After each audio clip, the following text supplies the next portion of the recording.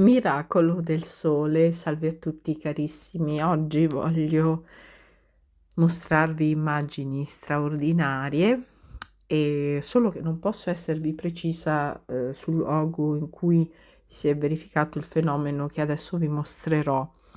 Si tratta del sole che ha iniziato a pulsare come è accaduto a Fatima e come accade molto spesso anche a Medjugorje. Poi si è oscurato, ha incominciato a avere dei movimenti, in qualche modo degli spostamenti, a cambiare le sue dimensioni e fino a che poi a spostarsi un po' a destra, un po' a sinistra, e poi si è spostato totalmente verso sinistra ed è scomparso, lasciando il cielo praticamente di colore nero.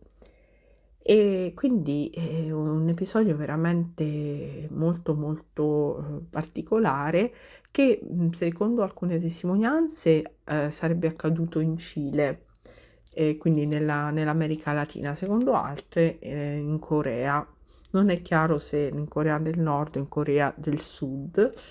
E l'unica cosa certa è che è avvenuto circa un paio di anni fa. Bene, e allora vi lascio alle immagini che illustrano in maniera efficace le cose che vi ho appena illustrato. Vi saluto e vi auguro una santa serata colma di pace e di benedizioni. A presto, carissimi. Kumbaya.